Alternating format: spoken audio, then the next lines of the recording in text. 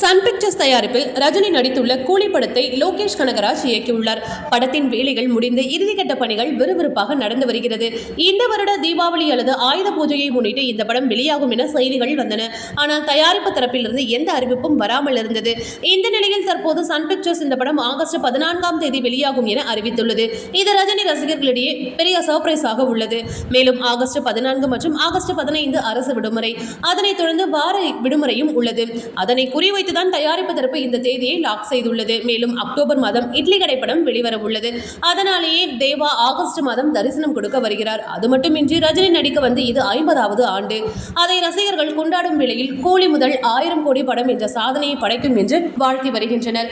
இந்த நிலையில் good bad ugly திரைப்படத்துடன் தனுஷ் இயக்கியுள்ள இட்லி கடை திரைப்படம் வெளியாகும் என்று அறிவிக்கப்பட்ட நிலையில் தற்பொழுது இட்லி கடை திரைப்படம் அக்டோபர் 1ஆம் தேதி வெளியாகும் என்று அறிவிக்கப்பட்டுள்ளது. ஓகே வீவர்ஸ், இது போல சினிமா செய்திகளை நீங்கள் பார்க்க மறக்காம ஸ்ரீ டைம்ஸ் சேனலை சப்ஸ்கிரைப் பண்ணுங்க.